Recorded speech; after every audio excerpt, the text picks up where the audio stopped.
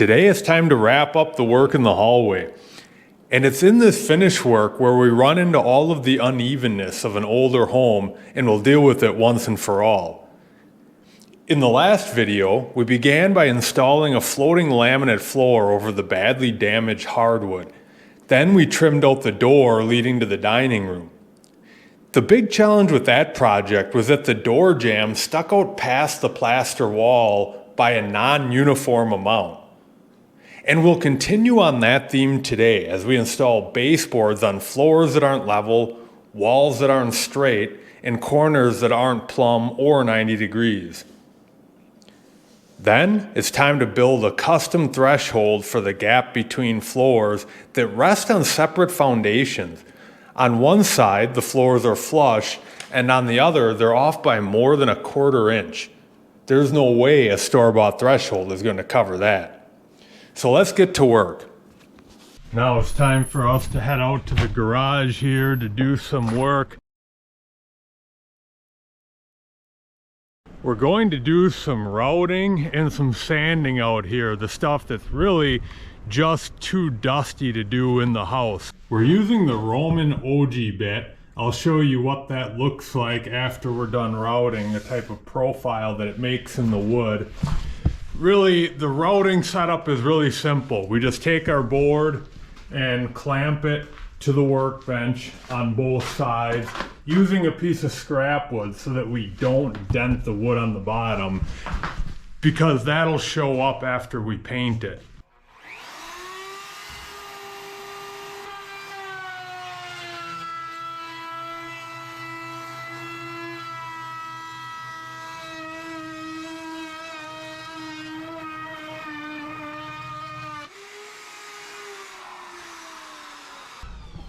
Wow, really dusty work. You can see why you don't want to do that in the house, but it makes a really nice finish on the wood.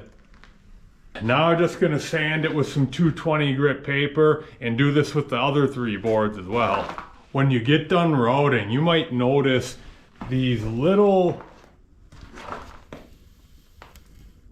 fibers that stick out a little bit on the edge. They're a little bit hard to see now. Believe me, you do not want to leave these on and then paint it. They stick out terribly after you're done painting. The good news is you can get rid of them in about a minute. All you have to do is take your mouse sander quickly over this edge, then put it on the top over this edge, then take a piece of hand sandpaper and put it in the small inside corners that you couldn't get to with the mouse sander. 20 seconds a piece and you're done.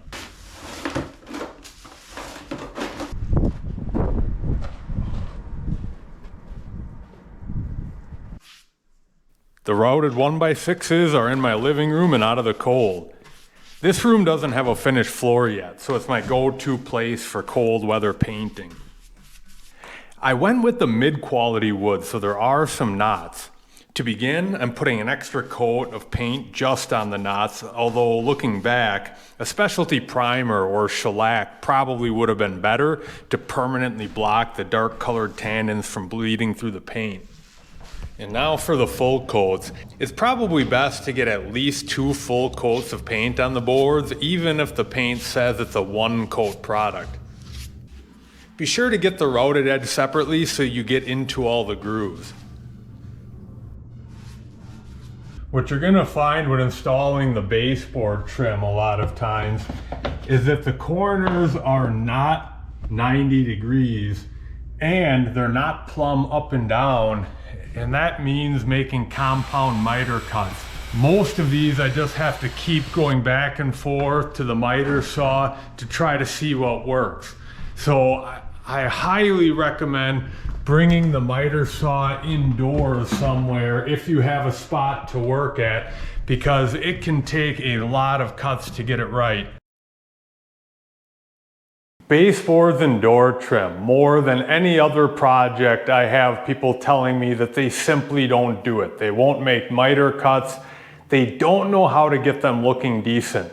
They think it's a matter of not having the skill to do it, but I'll tell you my #1 tip that surprises most people, and that is Bring your miter saw as close to the work site as you possibly can. The reason is because when you're making these cuts, they have to be very exact. Sometimes you have to go back to the saw, shave off a 1/16 of an inch, or maybe go again and shave another 32nd off of the cut on just one side of it. Change the angle just by a half a degree. Nobody has enough patience to do this if you have to run down to your basement or out to your garage for every single cut. And what happens is people get impatient, they cut too much off, and then they have an 1/8 inch or 1/4 inch gap that they have to fill with caulk. And they wonder, why can't I ever get these cuts looking decent? So do yourself a big favor and bring your miter saw as close to your job site as you possibly can and make yourself look like an expert woodworker. And although far from perfect, I've got my first pieces ready to go. So I'm going to install these. I've already marked where the studs are because I'm going to use framing nails to put it in there. And while I'm at it, this little gap here by the floor, since this is an exterior wall, I have an old half tube of silicone caulk I'm going to burn up on this project.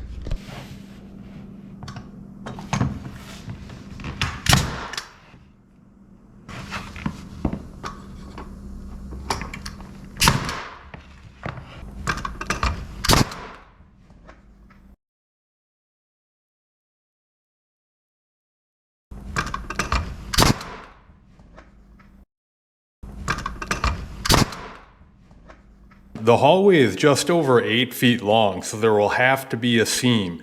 This should be at a wall stud if possible to ensure tighter joining. Notice the direction of the cut. The outside pointy end points away from the direction that people will be normally viewing it from. No way a framing nailer can be used at the seam, so we'll just use a whole bunch of brad nails. The putty knife is being used to keep the boards exactly even at the junction, since the flooring doesn't extend far enough at that spot. The gap will be covered by 1/4 round trim soon enough. And here it is in the touch-up phase. There are small pieces of painter's tape on the floor wherever I nailed in the 1/4 round to allow for putty and painting. The hallway isn't the first time I've had to build custom thresholds in this house. The last time was in the dining room where the new floor meets the 2 exterior doors. But this is the first time I'll have to build one side of the threshold with a graduated height difference from one end to the other. The wood being used is a piece of 1/4 inch poplar to match the floor color as closely as possible. And we'll be breaking out the router again to finish both sides of the threshold. So here's the construction in 7 basic steps. First, we'll cut the boards to the correct width on the table saw. This is the easy part. Since it's a constant width the entire length of the board, we can put it on the table saw with the rip fence. Number 2, to get the nice rounded edges that any good threshold will have, we'll break out our router again, this time with the 1/4 inch round over bit.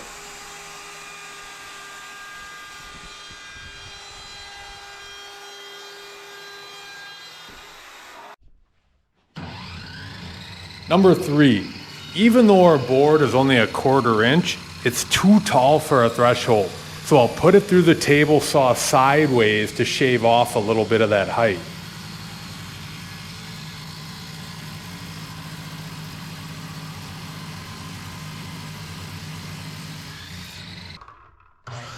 Four, now we cut it to length.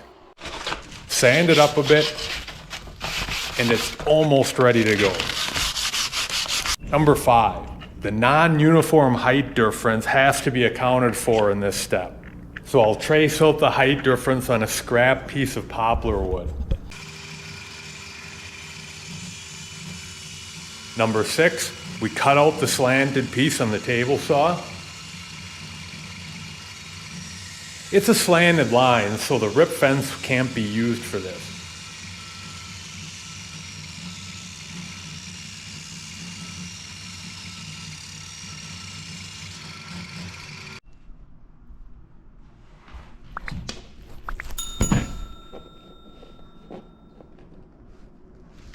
Before moving on, let's pause for a moment and size up the piece we just cut and make sure it fits.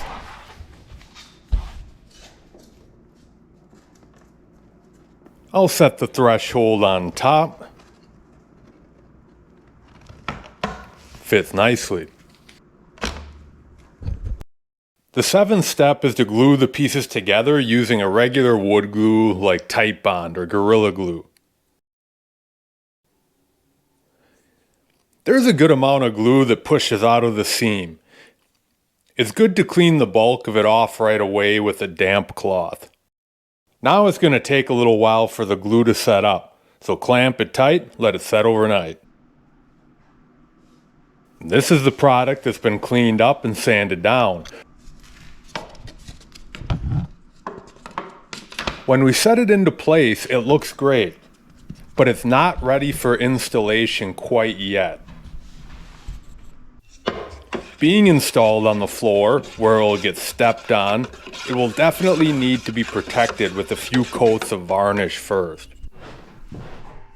I use a standard oil-based polyurethane, but there are some excellent water-based products that would do the job as well. And a couple of bonus trim pieces before the threshold gets put in. Lots of custom cutting here. This is where the final row of dining room flooring met the old door trim, so I had to butt the floor up to the trim, leaving a gap. I knew I'd have to pay for that sometime. Now I'm filling the gap between the floors with both silicone and wood shims. This will prevent the gap from becoming a weak spot, since the threshold is so thin that it could otherwise crack if pressure was applied in the wrong spot. It will also give some sturdy backing to nail into. Now a little silicone on both sides of the flooring.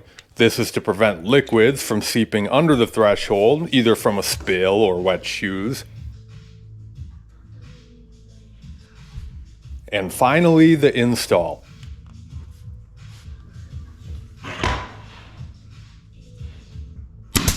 I'll eventually putty the nail holes, give it a fine sanding, and apply one more coat of varnish, which is not shown in this video.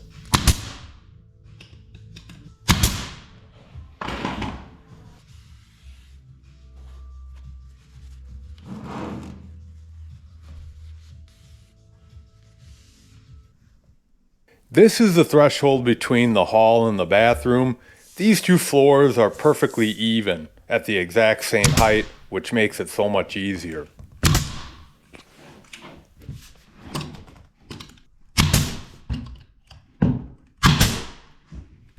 There's the finished product for the threshold between the hallway and the bathroom. And this is the finished product for the whole hall itself, because this project is finished. All of the baseboard is on all around the hall, as far as we can go anyways. The door trim is completely finished. And of course, the custom threshold between the two floors, which is looking pretty good.